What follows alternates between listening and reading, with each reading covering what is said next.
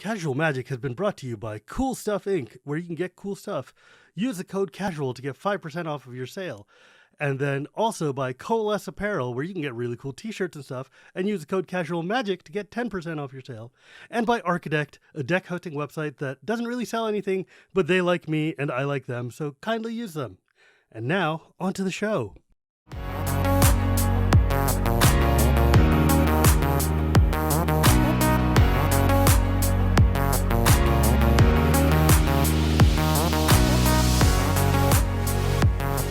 Hello and welcome to Casual Magic, the show where we talk about the fun side of Magic the Gathering. My name is Shivam, and Casual Magic is brought to you by Cool Stuff in Coalesce Apparel and Architect. Today, I have a very special guest, like all other 128 special guests I've had on the show. Today is my dear friend and colleague from the CAG, DeQuan Watson, who's a host of his own show called Color Magic, and is also like a Twitch streamer and general hustler of the game that we love to play. And like, you've been around for a million years and know everybody, which I was unaware of, because I guess you live in a side of Magic that I'm not familiar with. So I'm super excited to actually sit down and talk with you, because I know you and I ran into each other in Richmond and we've talked in CAG meetings, but that's like business, not just like hangout time. So I'm super stoked that you're here, because I can finally get to actually know you and chat and hang out. How's it going, man? Man, it's good to be on. I mean, I'm in a long line of like powerful lineage of guests, so like I feel pretty privileged, honestly. But You no, know, things are good. Things are good. Like we were just talking, pre-show. It's just I've been able to. I feel very fortunate. Just during the entire pandemic, I've been able to just keep going, finding new things, pick up new sponsors. But it's just been an endless hustle to get there. But now I'm kind of like reaching the point I finally get to see the like fruits of that labor a little bit. So it's kind of nice. that's the best feeling, when you're feeling like, all of this work I've put in is finally paying off. And especially in the content realm, where it's so hard to actually make any money or any living or any kind of anything out of this. It's nice to see some, like, positive change coming through. Because Yeah, like I you think and I mean, go no, ahead. I think the biggest thing for me is just like seeing so many people grind, but doing kind of the same old thing, right? Like they're Mm, not tackling new subjects, they're not presenting their stuff differently, even going after the same sponsors that other people have gone through, right? Like I've been a big proponent of like, can you find people outside of your niche to give them a foothold there that like you can find sponsorship? I mean, I'm basically an eyewear model now. So yeah, I was just about to say, like, I remember at Richmond, you were like, telling me that some glasses manufacturer came to you? yeah, like that's a whole story in and of itself, right? So anything is possible. You don't have to have a huge reach or whatever. It's really just about like how you present yourself, the value proposition you're giving to partners, like all that. But some people just don't know that, right? I'm very lucky because I came from a business background, having run businesses and worked on other projects before. So I just brought that into the content realm and it's made my life way easy. Okay, so, like, in that, I got, like, 7 topics I wanna talk to you Oh, about, dude, so I that's can pretty talk all day, so let's do rad. it. That's the one upside of talking to other podcasters, is we know how to talk. Like, that's what we do, we talk. Um, alright, so it's funny, because I was actually on your podcast once before we Mhm. knew each other from the CAG or whatever. Yeah, back You like invited 100 episodes ago, I think. Yeah, you invited me to come on and, like, talk about Kaladesh or something or whatever. It was, wild, actually. It was weird, because like, you knew me from my Magic Twitter feed, but you would talk to me on my normal one, and you had no idea that they were the same person, so I was like, "Why are we talking on 2 different?" Yeah, But yeah, like but, that's just kinda how it is sometimes, Oh, yeah. during the pandemic, it's been a weird thing, especially for me because in my we'll call it my former life, before I got into content, I knew a lot of people in the game industry on all levels, distribution, retail, Mhm. whatever, but they were all people I met in person, right? Like, I Right. went to conventions, I worked for people on projects, I went and visited these distributors' warehouses, I had customers that came into my store. But when I started getting into content, I made all these connections, met all these people. Hell, I've even communicated with viewers and stuff, and some of them I never met until like Richmond, where I finally like saw somebody in person, Right. right? So it's been totally different that I have a different following and connections of people I've never met in person. So it's very easy to get those lines crossed till I've actually met some of them. Yeah, so why don't we actually go into that? Because that's a part that always got me curious. Because I remember, like, my first actual, like, understanding of who you were was when the rules committee was like, "Hey, we're adding folks to the CAG," and I'm like, "Great," and they're like, "Yeah, we're adding this dude DeQuan." I'm like, "Who the hell is DeQuan?" Yeah. and, and like, no offense, because I was just like, "You're not part of the world that I live in," so I was like, "I'm," and they're like, "Yeah, we've known him for 20 years." I'm like, "There's a person in Magic you've known for 20 years, and I have no idea," and I'm like deeply invested. So, who the hell are you, man? Where did you come from, and how are you so well known by all the people behind the scenes? I'll tell you this, like, I'm generally one of those people when they say, like, I have no business being in this position, that's genuinely how I feel. Like, because I mean, serious, if you ask me, like, I'm a poor black kid from a small town in the middle of nowhere in Texas, like, grew up borderline destitute, not even poor. Like, How'd you get into this game then? yeah, exactly. Like it's a whole like string of just random events, right? Like it really genuinely is. Like, and I'm really talking about like, abuse and drugs in the home. Like I literally had like What? all the like checks, like genuinely. When they tell you like you should have been a statistic, I'm that guy, right? I just Jeez. somehow dodged every bullet and I don't know how. But I was very lucky because at a younger age I picked up like sports cards, comic books, that sort of thing. Mm. And I ended up with just a lot of older mentors outside of the home, right? So one of those things where like, old guys tell you stuff that's meaningless to you when you're like 11 or 12. But like It as you sticks get with you. older, things start clicking. You're like, oh, that's what that guy was talking about. Or oh, that's what this person meant, right? So that all played a part and helped a lot. But as far as like the industry goes, I had picked up Magic just on a random like field trip one day. Hmm. Ended up playing it later with friends and, kind of caught the bug or whatever. But then I went off to school and I started working for a guy that owned a store. And What randomly, did you do in school? I went to school for commercial art and advertising, actually, Mm. which, promotional stuff, go I mean, figure. it's helpful, handy. Yeah, yeah, exactly. But when I was working for this guy, he got an opportunity to go work for one of the big distributors in the industry. Hmm. And he came back from one of these conventions after having a meeting and was like, "Hey, I'm thinking about selling you the store." Me and I'm thinking about another guy. selling you the store. Yeah, another guy that worked for him. So he was gonna sell it to the 2 of us, mostly because the other guy was older. I mean, because at the time, I'm literally 21, no experience, no money, indestructible, This that whole dude thing. must have liked you a lot to be like, "Yo, 21-year-old kid, Imma sell you the Dude, store." I have the gift of talk and personality. That's all I got going for me. But truthfully, we talked about it, and it was really the realization of like, look, dude, I have no money, right? Yeah, I was gonna say, I'm like, So, 2 things happened. I spent, like, 3 days going through all of his numbers, looking at all the stuff, saying, like, "Is there money to be made here?" Turns out there was a lot of money, he was just not running it well and making the most money. So, unless I was just dumb, I'm like, "Okay, well, I figured that first part out." The other part is, how are we gonna buy this business? Because, again, I'm a 21-year-old college kid, I got no money. So, But you have the what wherewithal to even think about that, though, that's pretty Yes. clever. So what I we agreed to, and this is insane, by the way, is the value of the business was realistically only about 40 to $50,000. Hmm. But because he wasn't making that much money, it was a Where small was this? footprint of a store. Huh? Where was this? It was in Waco, Texas. Mm. And after doing everything, we said, okay, how about this? We will pay you 70,000 for the store, but we buy in with no money down.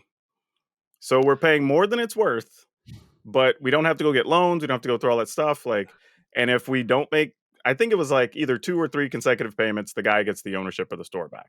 Right. So That's he still has something invested in it. And my gamble was I have no money today. yeah, I So if was we gonna say, fail, like I lose nothing. Right. But he has all upside that if we don't come through, he gets the business back and sell it to somebody else. that's wild. That is Yeah. an incredible amount of trust this dude had. Genuinely, first day of business, we had $200 in the bank and the stuff on the walls. Oh, for Christ's sake. I'm not even joking. That is 100% a true story. And from there, everything just took off. Like I just hustled every day. Fortunately, I'm stubborn. I Yeah, refuse to fail. I refuse to lose. And it just paid off. that's But insane. That I is literally, you're talking about like, I had to teach myself about taxes. I had to like oh, yeah, figure like out how to running a use, small business, all the yeah, things. spreadsheets, QuickBooks, like all that, like on the fly. And you're Because 21. Like, most 21-year-olds are not thinking about, like, marginal taxes on their oh, location or dude, whatever the hell. I did wasn't honestly. There were times I tell people all the time. The first 2 years of business for me were bad because I didn't learn how to run a business properly. I was spending so much time just catching up and trying to keep up with, and that was also like as Pokemon was starting to pop off. Oh, So geez. like people don't understand. The reason you saw so many stores close right as Pokemon like halted was because nobody was running business well. I mean, I No, they were literally just had running off of Pokemon cards. oh, dude, I had phone calls, and this is true. Like, I would have a distributor call me and be like, "Hey, I'm sending you, I don't know, 2 cases of Pokemon Jungle or whatever." I'm like, "All right, cool." That's the conversation. No, not when it's gonna get here. No, how much does it cost? No, like money was just coming in and going out for everybody, and nobody cared. Wha Like, that's genuinely true. That's nutty. Yeah, nobody understands that. Like, 'cause you and I tell people, think back to how many stores it looked like they were doing gangbusters and then were just closed within like 6 months of like the peak going away, right? That's why, because they weren't running business well. Fortunately, I had known enough again, like those old guy nuggets, like, and I've always been a people person. So I'd met Mm, other people who were running businesses and stuff, and I'm like, I don't think I'm doing this right, or we should probably be saving money for this thing, or maybe I should be converting customers for this thing, right? And I did it just enough that we I were mean, able to survive that fall, fortunately. And but then, even thinking in that kind of language is just so leaps and bounds ahead of most LGS types, you know? Like, oh, it's most folks crazy. are just like, I like to read comics, maybe I'd like to sell comics," and that's as far as their thought process goes, and they're like, "I've got comics and cards, you can buy comics and cards from my comics and card store." But, like, when it comes to actually keeping this kind of business going is so difficult because it's such a niche hobby. Even if it's bigger now, it's still a niche hobby. And you have to be able to get people in the store, get people buying things, get them out of the store so that more people can come in and buy things, or give them space to play and rent it. I mean, there's a whole lot of considerations that have to go on into Yeah, keeping a store open. I think the biggest thing though for entrepreneurs of all types is that they are hobbyists, they're enthusiasts, they're fans, but they're not business people. Right. And that's what does people in, more often than not. Because I'm even technically one of still the admins of one of the biggest game store retailer groups, probably in the world, but on a Facebook group. And that still happens with newcomers. You come in with this idea of like, oh, well, Mhm. I need to do it this way. And it's like, dude, there's people here that have literally 20 years of experience and they can tell you all the reasons all these other things fail. Like you might want to just listen to them, right? Yeah, no, it's Yeah. exactly like it reminded me of hearing stories about the restaurant industry Hmm. where people are like, "Yeah, I throw really good dinner parties. I could totally run a restaurant." And then you're like, "Oh no, bro, you really, really can't." Like there's things like laws you have to deal with and, you know, sizing like regulations and how many things where can you put your refrigerator, all of this Well, stuff not that just that, nobody but thinks it's about. like when you're trying Getting to do a customers. when you're trying to do a dinner party for 5 people or 10 people, you just go down to the grocery store and pick up a slab of meat or whatever, right? Right. But when you're trying to prep a menu or have enough supplies to take care of like a big weekend, you might need to source, I don't know, 100 pounds of that same meat. Like, Right. can you even do that? Especially right now. Can you even do that during the pandemic in some places, right? Yeah, it's So, crazy. like, all kinds of different considerations. So, So, yeah, go that ahead. that whole thing, like I said, kind of took off from there.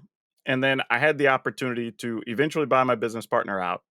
And it was just mine for the last, I guess, like 8 years or so of the business How long did you run this place? for about 16 years. Damn.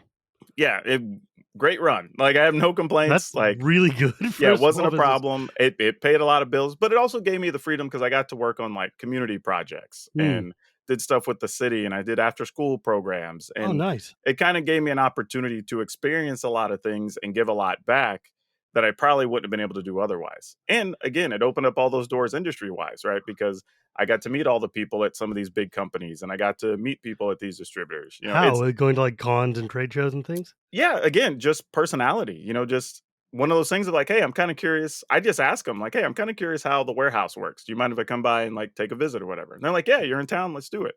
And literally, one of the guys that's vice president of sales of one of the big distributors, like, I've spent the night at his house. Like, a guy at another one, like, he came to my wedding. Like, I just try to make those connections because you never know when they're gonna be important, You I'm know, always thinking about future stuff. that's been my that's been my whole jam, man. Like, everybody's like, "Oh, how do you have so many friends in the games industry or at Wizard of the Coast?" I'm like, "'Cause I talk to them like people and ask them questions like people about what they do, and people are very interested in sharing what they do."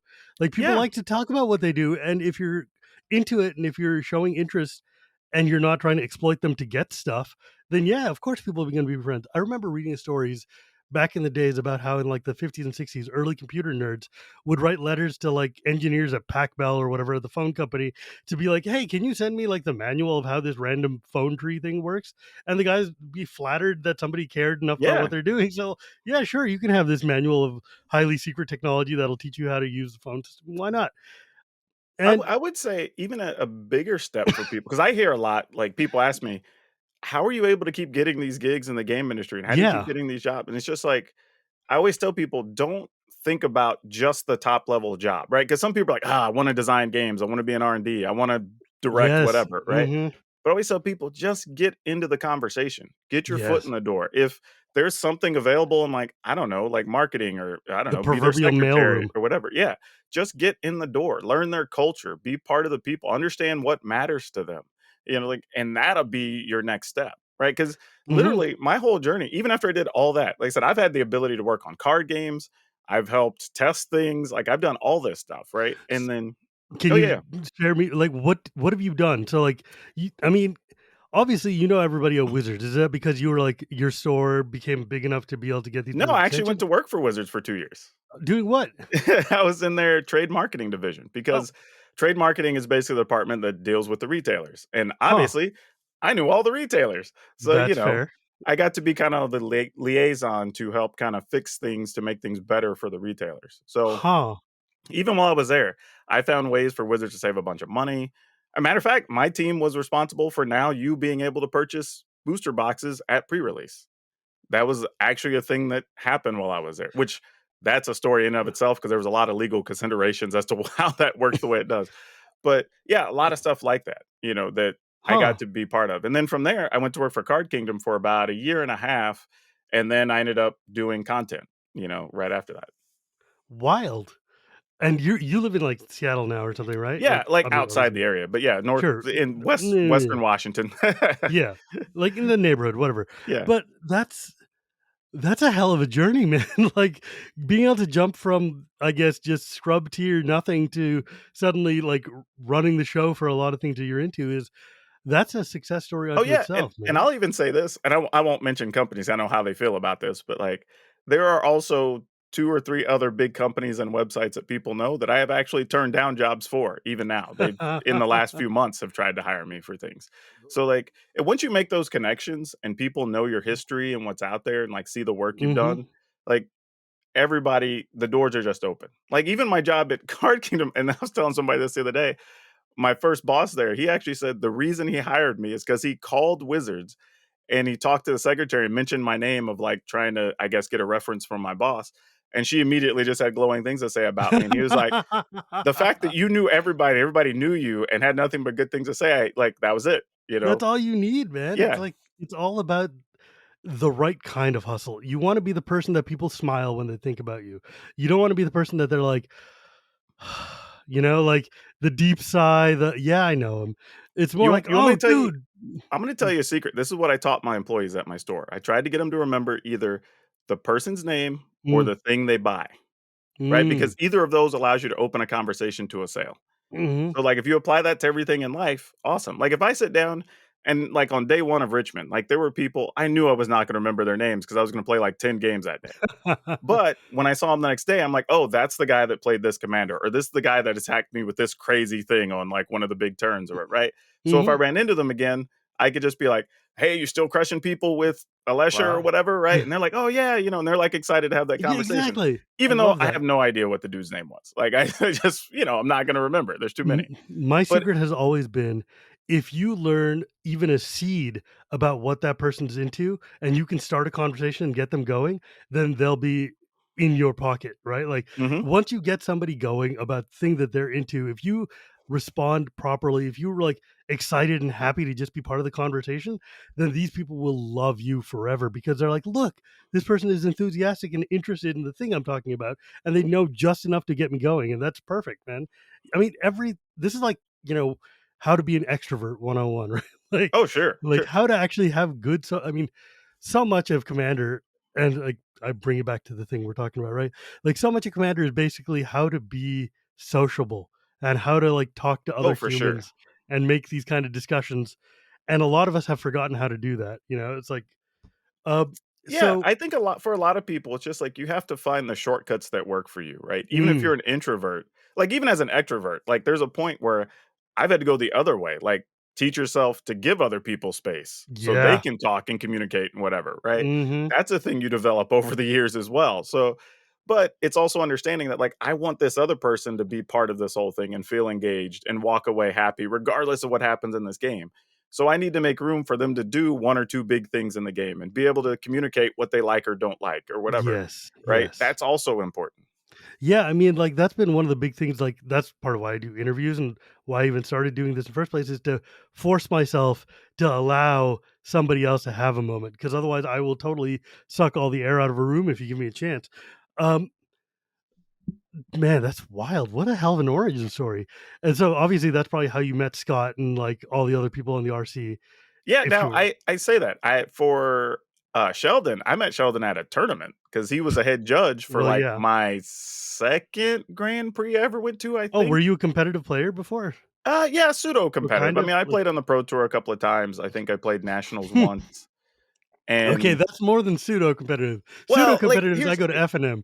okay, like again, I have a story for everything, I swear. But like the tough part for me is I was making an active decision because I was playing. This is back when they still did like the DCI rankings, Mhm. and like I actually got into the top 100. At one point, I think I was like 17th in the world, which is kind of crazy.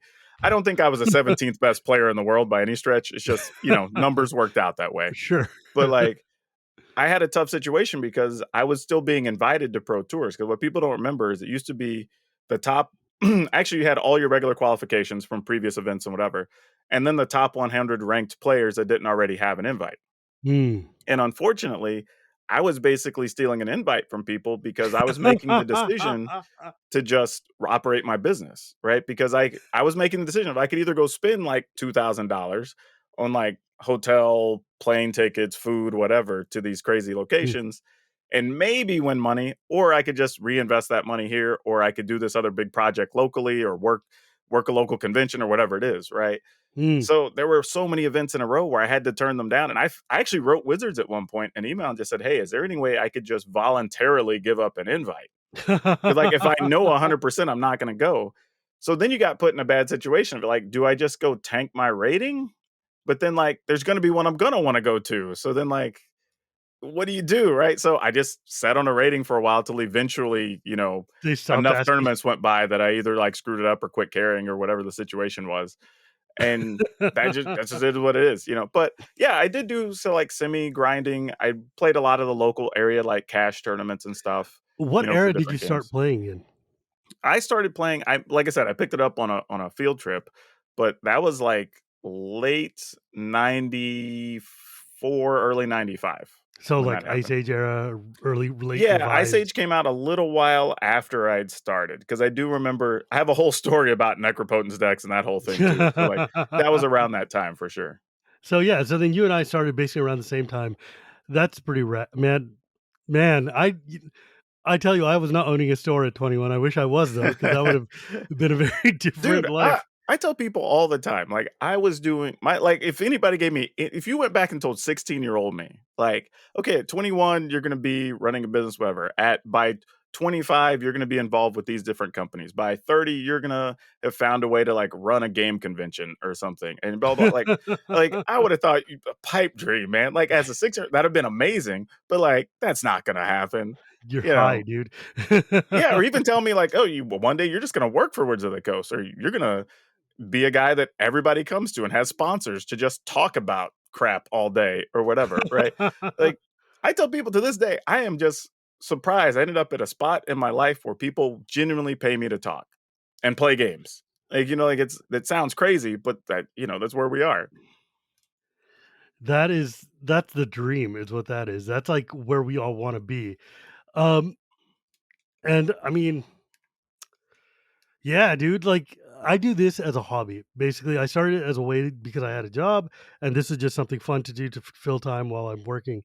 And now that I'm not, like, full-time working, this has been more like, "Okay, I need to actually start doing this hustle and start understanding how to make money off of this," and, I mean, right now, it's the show self-sustains itself, and I make a little bit of money on the side to be able to afford my magic habit, but it's not enough to pay California rent, so I gotta work on that, but because I'm really interested in hearing how you want to talk about like leveling up your content monetization or whatever. Because I know you've been on that a lot lately on Twitter.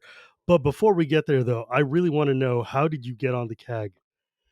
You know, I it was one of those things. I think that Sheldon and maybe Scott also were looking to diversify the group a bit. And there's not all that many black people you can go to.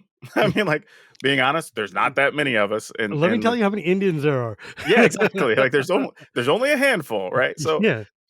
and I think that was part of it, but also I think he also knew me.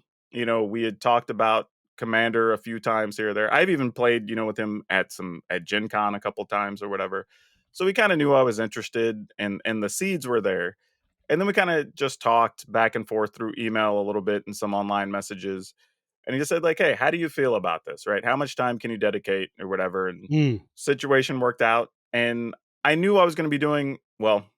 Granted, this was before the big pandemic happened, but, yeah, right. like, I assumed I was going to be doing more, commander play in person as things move forward.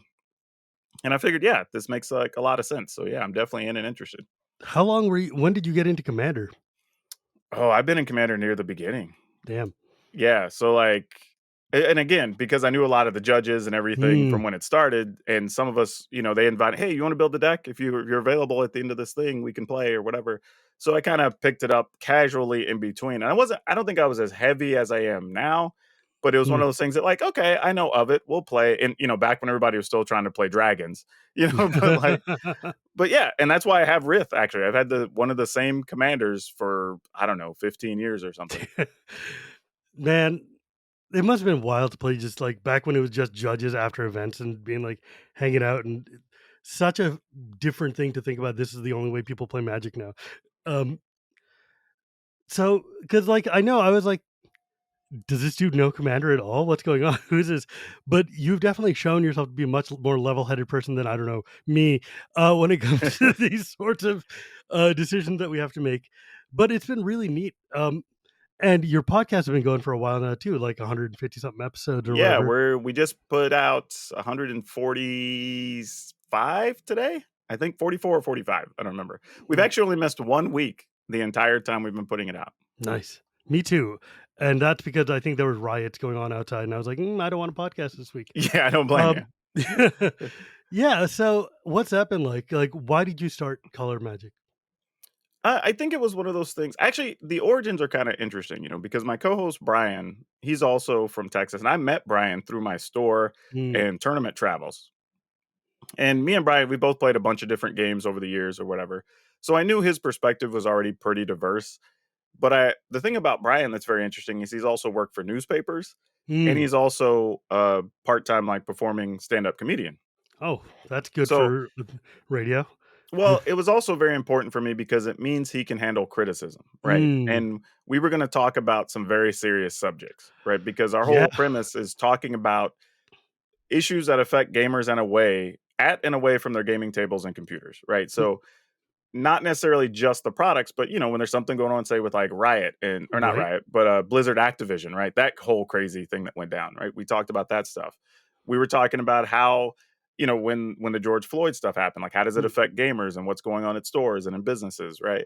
Or So, like Watti's ham-handed response, yeah, we or talked a lot about that, right? And we knew there was going to be hate that comes with that, because there's always people like, two "I don't black want dudes talking politics in about my things. gaming," or Yeah, whatever, right. right? So, knowing that, I was like, "Okay, I need a co-host that, like, once the fires start, you know how to handle it, right? You're not gonna freak out, people sending you angry grams and death threats or whatever the hell it's gonna be, because that's just the way it is, right? We knew it going in.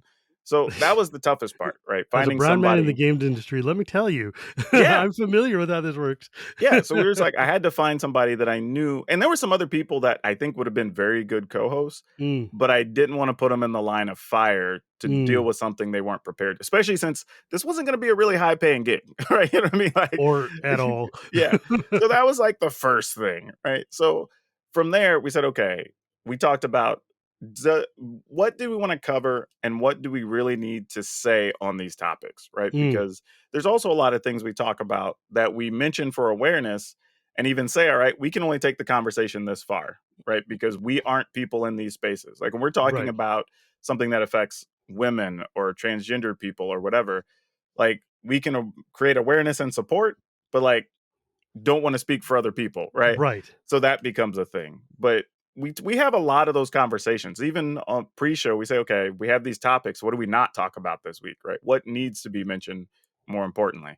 And some weeks there's like 10 things to talk about. And we're like, look, we're already gonna go like an hour and 15, hour and 20. Like we can only talk about so many things. But yeah, it's been a ride, because there's been a lot of topics to talk about, Yeah, it seeing turns out the last 2, 3 years have been very fruitful for minorities in gaming to have things to talk about. and Um, not all bad, right? Like no, the I mean, people aren't even aware there's stuff right now where Wizards has a D&D book coming out that's written by all brown people. I know, isn't it amazing? Like that Yeah. seems. I mean, that's something that I, as a lifelong D&D player, never would have imagined. Oh, Like, dude, there's board games, there's D&D, there's role-playing games that have been kickstarted that have done $1 million, $2 million I know, right? that have all brown artists, writers, whatever. You know, it's So wild to me. mhm.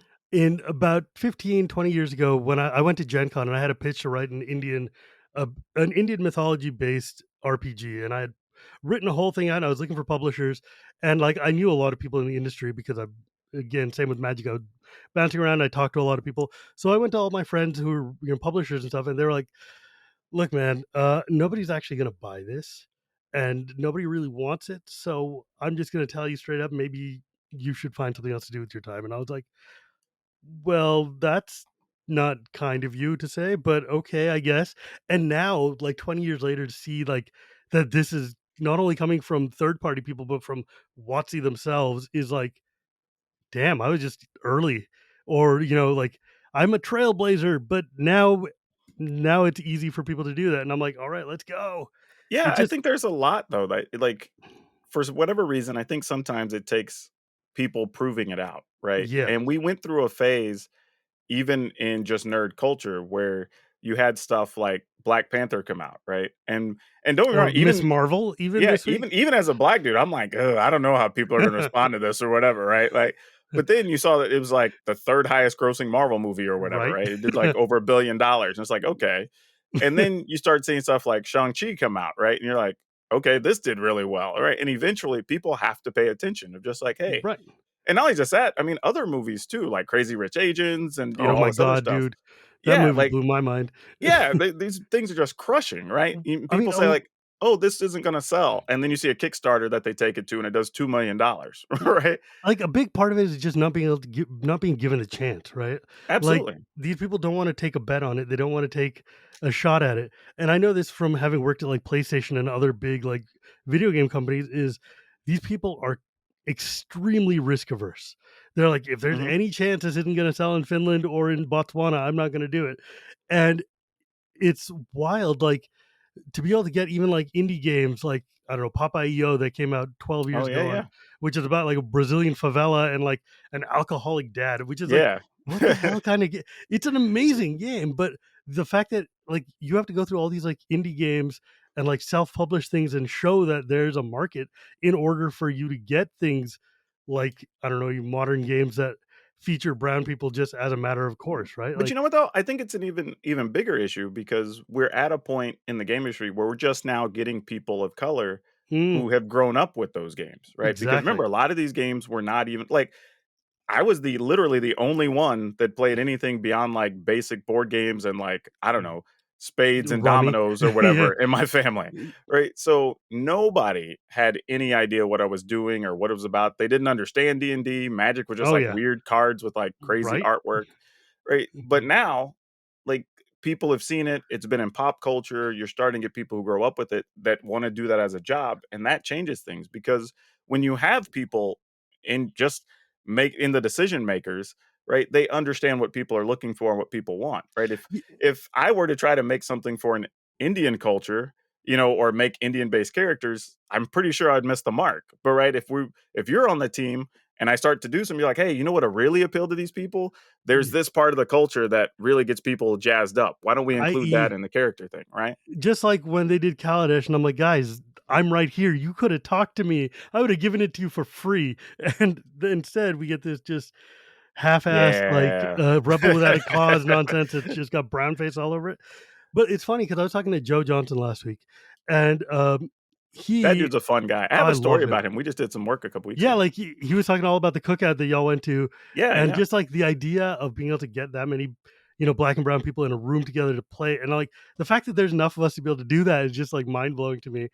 But I was talking to him, and I was like, what people don't understand is that kids who've grown up in America or in the West within the past 20 years, we all came home from school and watched the same crap on TV. All of us were watching Sailor Moon and Dragon Ball Z. All of us are watching Power Rangers. We're all coming up in the same kind of milieu. We're all learning the same culture. We're all watching anime, all these same tropes. How many kids did you know in college whose like AIM names were like Black Vegeta or whatever it Oh, is, of right? course, of Like course. all of them, right? Like, I mean, those Dude, we wrestlers, actually have a blurred con. That's right? like I thought somebody was messing with me when Yeah, they're like, right. Are you gonna be like, are you have you put in a panel for blurred con?" And I'm like, "Is that a thing?" And then I find by the time I found out about it, they were like year 4 already. And I'm like, "What? What? Like, this is a whole thing?" Yeah, but it's like, and it's not just like because there's this whole like stereotype that black dudes are big and hard and scared and stuff. I'm like, there's a bunch of dweebs who are Oh, black guys tons. who sit and read shoujo manga and have tape on their glasses and have been rolling up D&D characters for Yep. 40 years, man. These guys have pen protectors just like the rest of us did. Like, come on. It's there's a bunch of black dorks, and I've met a lot of them in my Actually, years. you know what? This kinda is something I'm gonna talk about in a video Hit me. soon, but Mm, this kinda comes back to the cookout thing a couple weeks ago. Like, one of the biggest takeaways from that and the cool part is because we were in LA and Joe obviously knows some different people, like, a couple of people there were, like, music producers or creators. There mm, was, like, somebody who's does movie shootings for, Amazon shows and stuff like that. sure. And one of the takeaways really for me and this is kind of what I want to communicate to people is like representation isn't really about just seeing somebody who looks like me, right? And this goes all the way to Hollywood, which is why I'm bringing it up. But they were talking about how you get people on set for the first time and then they see themselves in the recordings and they're like, ah, why do I look a certain way? Or why does this, not come off Mhm. right on camera?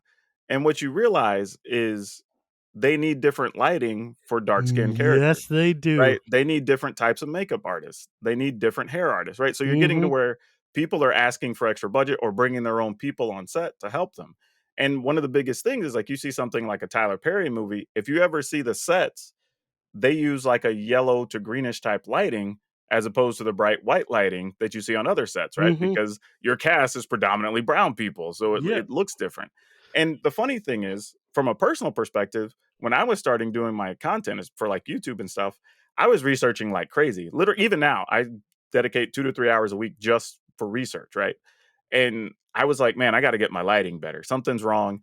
And everything I found just wasn't working. And I went Mm. through about 2 months of just, man, I'm trying this. Let me try dimming this. Let me do this, whatever.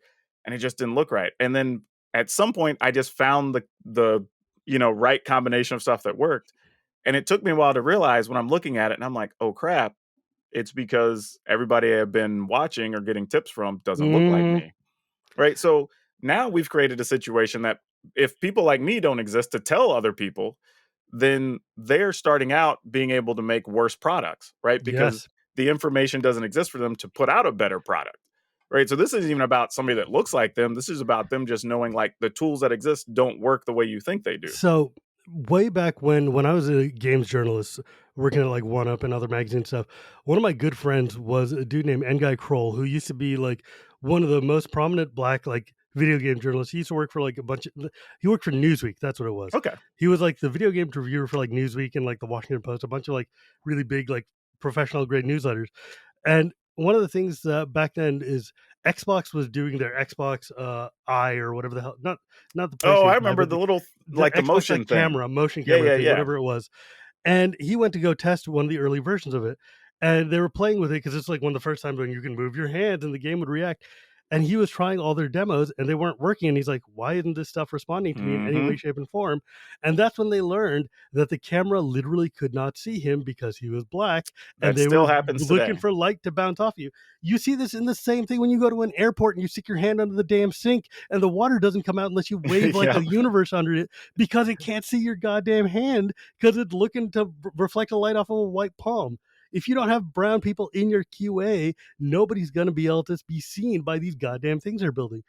like even today there was a news article that came out about how black and brown people have been dying greater numbers in COVID because the finger oxygen meter was not calibrated to work with darker skin, so it was giving them less oxygen. And I'm like, what the hell is it's I'm not even surprised, no, honestly. I'm not even remotely Like, surprised, that's the worst part about it is I should be, but I'm just like, but it's "Yeah, also like, that yeah, of tracks." course it is. But like, Yeah. it's wild because like when you watch Indian soap operas, the white skin racism in Indian culture is so deep that when you're watching Indian soap opera and stuff, everybody looks like they were just pulled out of a dunk of marshmallows and whiteout. They're just like glowing like bed sheets white, and I'm like, I know what you look like in real life, dude. Your skin is as dark as mine is. Why do you look like a By the blank way, piece of paper? I have to say, those are some of the most over the top Oh, they're dramatic shows I have ever watched. Like, they are epic. ridiculous, Yeah, ridiculous. exactly. Like, if people have never watched one, you need to just pick one, it doesn't matter. Go Oh sit yeah, down for, like, an hour and just be entertained. Like, yeah. it is Like your mother-in-law walks in the door. Suddenly, there's like four cameras panning in oh, your face, yeah, like, big dramatic music. You're like, every shot, like, when and it's somebody gets shot or punched or whatever, it's, like, so oh, overdone, it's like, it's all about performance and entertainment. It's not it's even about literally realism. it's all just slapstick, is what it is. It's Yeah, like if you take the Three Stooges and then use them in every drama you've ever seen. It's the basically. dumbest thing. Anyways, man, it's funny because like this it was not expected, but, like, the last 4 shows I've done have been with, like, black people, and just listening to the varied experiences of, like, Cedric Phillips, for instance, who, like, grows up in the middle of Ohio and is like, "Look, I grew up in predominantly white spaces. I don't think of myself in anything other than just a nerd like everybody else is," but he's also got that entrepreneurial grind that you do, and then, like, Joe, who's just, like, the hustle Yep. embodied, right?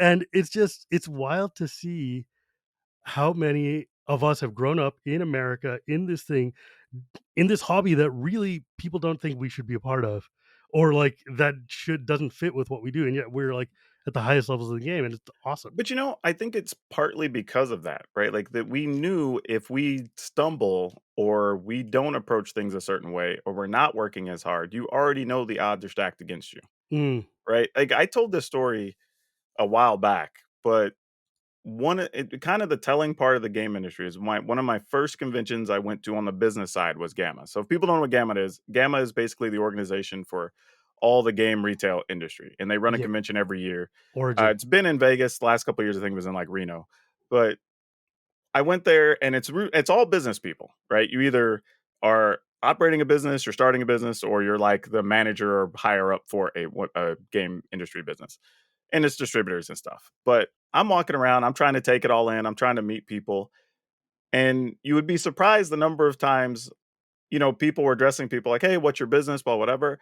But I got asked, "Who do you work for?" Mm, Right? And I don't think they were doing it intentionally, but there were no black people in the industry that owned it's any just subtle, businesses. man. It's all Yeah, it so is just I was the microaggressions. one of the only ones for years, and you'd give them a business card like, "Oh, no, I run this store, like, my store is the game closet," and you see them like, "Oh god, I'm sorry," whatever. So they weren't purposely trying to do anything. I just think they weren't even thinking about it because that's what the environment was, right? Hmm. If you saw a black person, they weren't running a business. So that was something from the beginning I dealt with for probably the first 5 years or so.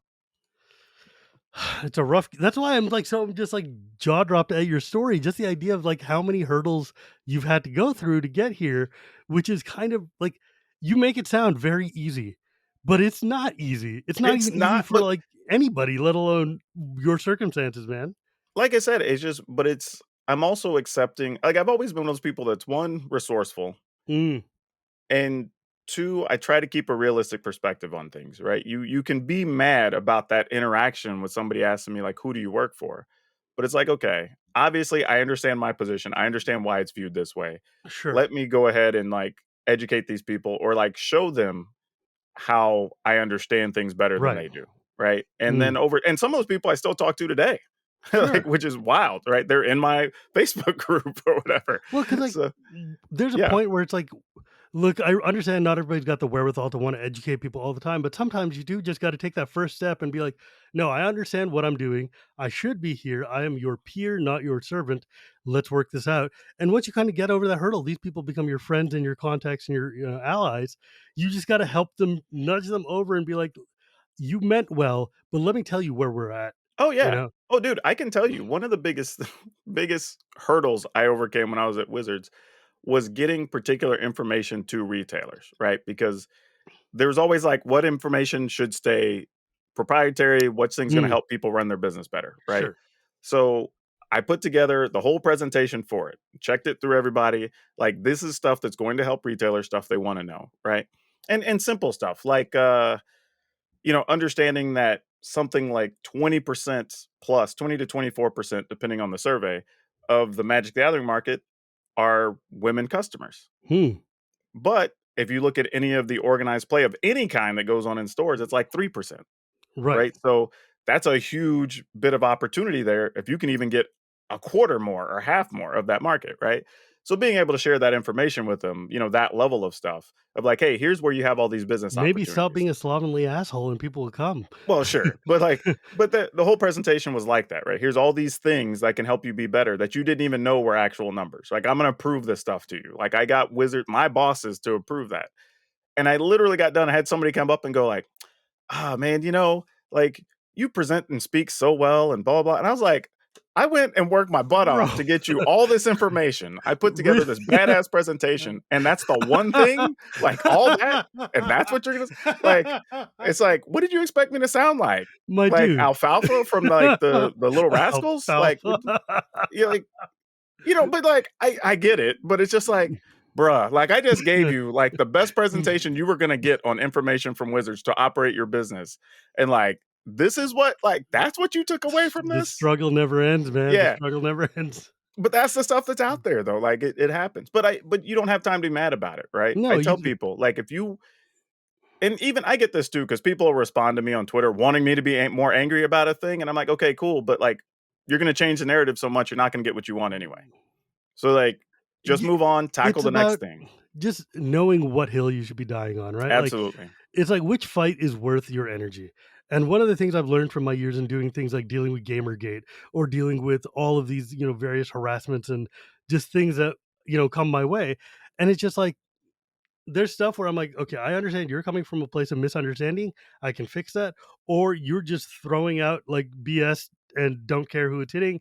And I can move past that and just ignore you and my life is fine. And being able to sift out which battles are worth taking on and which ones are just like slough off your back.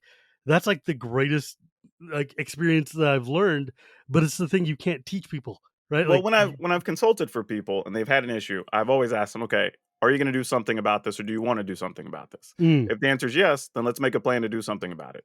If the answer is no, then let's quit worrying about it and move on to the next thing. Right? Either deal with it right. or move on. Those are your choices. But if you're trying to make an argument out of every single thing and you're trying to plant your flag on every hill, eventually you're just not gonna have time to deal with Right. everything. And you're gonna run out of energy real quick and Yeah, be and like, that's how you fall behind. Like, yeah, and I tell people, you're trying to fight every single fight. I'm picking mine so I can keep getting to a point where these fights get easier. exactly. So, what is this consulting thing? You've been talking about this on Twitter a bit lately. What do you Yeah. mean by consulting? So here's the thing. When I started doing content, I already had a leg up over everybody else, like I said, because I Li- understood the business. I When knew did you more of start? this. Actually, okay. So this kind of comes back to me working at Card Kingdom, actually.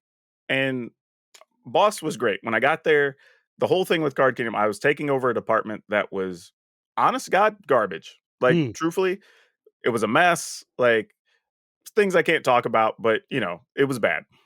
And I went to my boss, said, okay, what do you need? And he said, okay, you tell me, right? I'm trusting that you have experience. You've dealt with people, you've run a business, you know how to deal with employees, you've helped these situations before. So I took like 2 weeks and I literally overanalyzed everything, talked to every person in the building that was important, got every process thing down, came to my boss and said, I want to start over. And he was like, all right, cool. And we did. And within a year's time, had the whole thing turned around, fixed. And I went from the department of people don't want to work for to everybody was trying to work in my department. Right. So that I had carte blanche to do what was necessary. And we changed everything, like how they process singles and get stuff out so they can get things out on day one. They're still using stuff I helped create over there. Right. But at some point, my boss, who was fantastic, he got promoted because for people that don't know, Card Kingdom's been opening new locations and he started to take over working on that. Hmm. So hence we got a new director for our stuff. And he was not on the same page that my previous boss was, right? But to be fair, his background is military. He worked for Bank of America during like the last housing crisis, whatever. So him, everything's regimented, documented, blah blah, tested.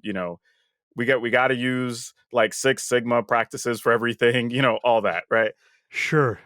And Business school MBA. yeah, and it was just like, dude, like that's we've been doing stuff differently. It's been working. And then he just decided he was going to restructure, and some of us had to go.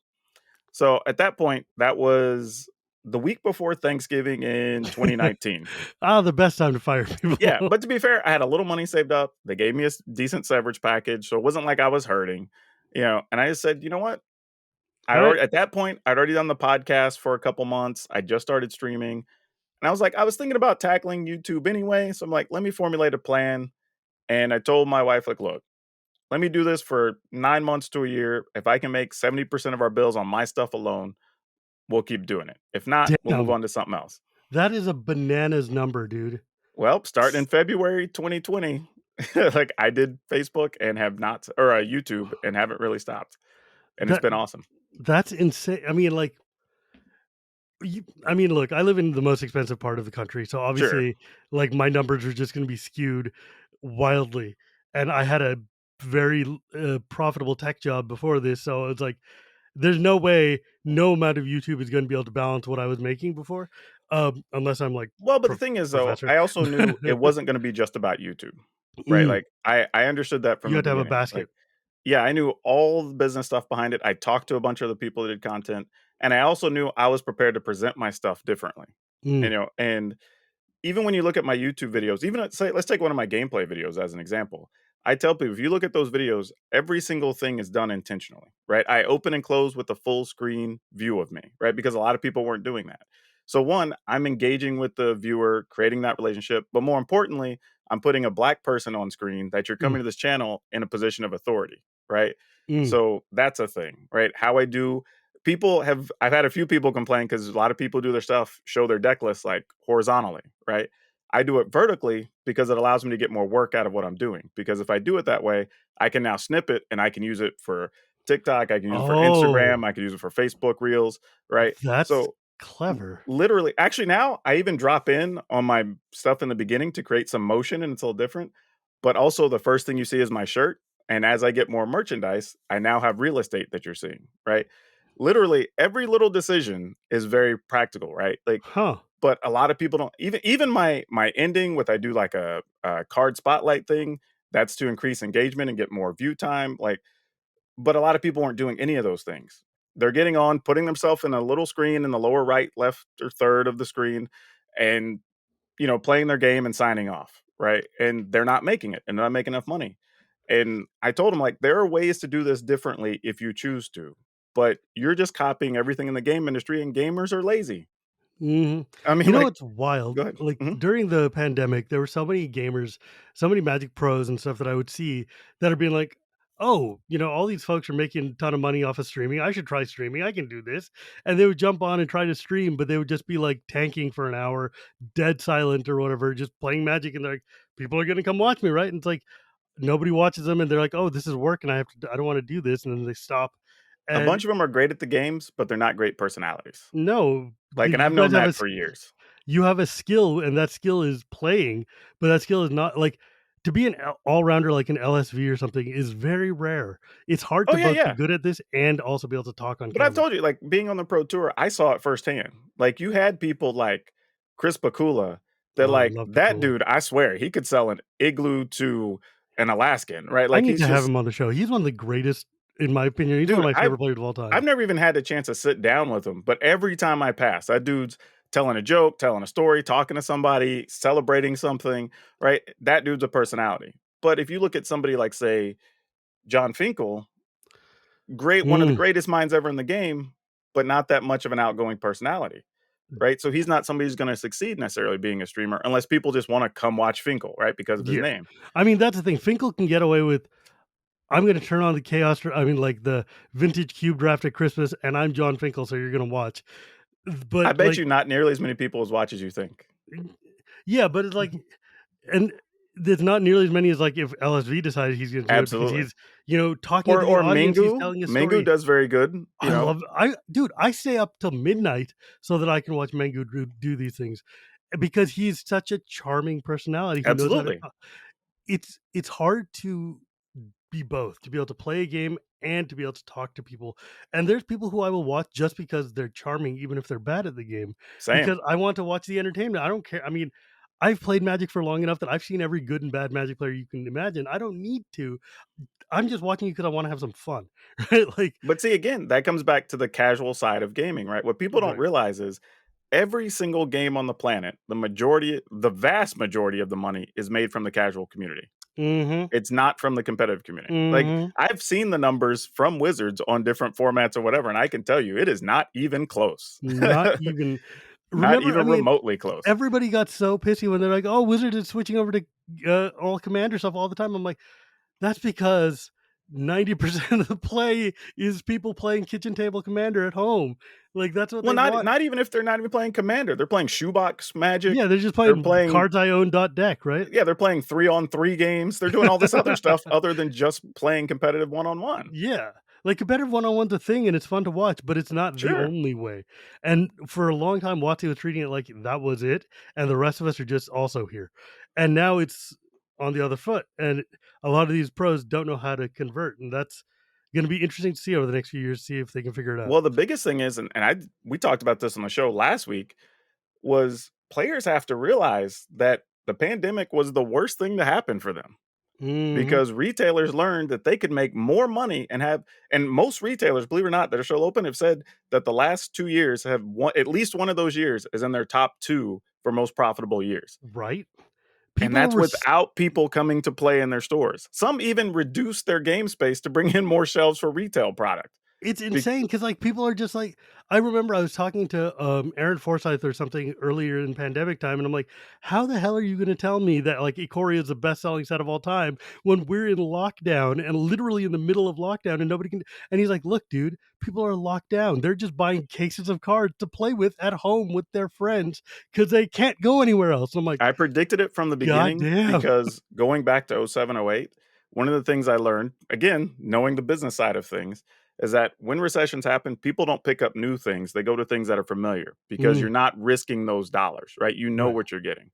So when people are bored or they need something to do, they go digging into their closet or under their bed and they find their Magic, their Pokemon, their Warhammer, whatever, and they can spin there safely. And they also know there's a longer term investment. They're not going to go pick up some new hobby or try to go to the movies a lot or whatever because you can't justify the budget. But you can replay with all those cards you already have. So if you notice, way back then, prices on Magic still went up, even though we were in a recession. And the same thing happened over the last 2 years where people didn't understand. And it's like, no, people are still playing. They're just not playing tournaments. Right? That's the thing people didn't understand. And I do think tournament play still has a place. I think it gives you something to talk about. It gives Forbes something to, report when somebody wins a big tournament or whatever. Right? There's still a benefit to it, but players just have to understand like those stores you went to where you were trying to like get them to make no money running a tournament for you or whatever, they're not going to be about that life anymore, man. Like they've seen what's on the other side and they're like they don't have to bend over backwards. We're in for a rough transition, that's for damn Yeah. sure. Like, spell table is best and worst thing to happen to Magic, not gonna lie. Um, man, what a great talk. We covered a whole lot of things. I'm very Dude, impressed, and I I could wa literally do this all night. Like obviously you can, because I now wanna sit and learn more about how I should be diversifying my content. Because obviously I'm just on audio and, like, YouTube, and I need to start, working on doing the branch out in order to make this into a career. Maybe we should talk sometime. Yeah, for sure, man, for sure. I mean, it's one of those things. I think, like all things, right? I tell people if you think it's easy, look around and ask yourself, why doesn't everybody do it? Whatever the job is. I know people look at stuff on TV and go, ah, I could do that, right? Mm. How is this person making $1 million doing this thing? And it's like, okay, cool, go try it, right? Like, I enjoy watching all the random human feats of whatever. I watch like the lumberjack Olympics. I watch like the Iron Man, the Yes. strongman competitions where they're like Love it, walking love it. Volkswagens or whatever. Hell yes. Because like it's the most absurd thing humans can do. And I'm like, there's no way I could ever do that. Like, and I'm watching people. that have probably practiced doing something for Right? 15 years or something to be at Magnus that level. Magnusson from Sweden dragging Yeah, a tire with his teeth, and you're it's like, "I insane, can't do right? that, bro, but thank you." And that's why I like enjoying that stuff. And the same thing when it comes to content, right? When people are doing well and they look like they're having fun and people are just throwing money at them, like it looks flawless, but that's also because they've put in 6 or 8 years, right? They've Right? they've mastered their personality and their presentation, and they've learned how to speak to a camera and how to engage with their audience, and they've probably spent 2 or 3 hours prepping their topics or their decks they're going to play or whatever, right? They did all that work so they could get that money in that video or on that stream or whatever. And people have no idea how much work goes in. Absolutely not. Oh, man. Okay, so if folks wanted to find you or find your shows or find your TikToks or whatever, where could they go? You can find me at PowrDragn, PowrDragn, just about everywhere except for TikTok because somebody's camping on the damn name for some reason. Yeah, I've right. tried to buy it. I've tried to contact TikTok. They won't do anything, but it's the PowrDragn over there. But yeah, and my podcast is Color of Magic. You can just look it up. It'll come up for sure every time. Sweet. Thank you so much for joining me today, man. I've been looking forward to talking to you for a long time, and I'm really glad we were able to make this work. Dude, it was fun. We can do it again. Absolutely. And as always, my friends, if you want to find me, you can find me at Gearapuri Gears. You can find this podcast anywhere podcasts are sold, or at Cool Stuff Inc. every Tuesday, or at YouTube every Thursday. Thank you, EK. And remember, my friends, it is not magic without the gathering, and we will see you next time.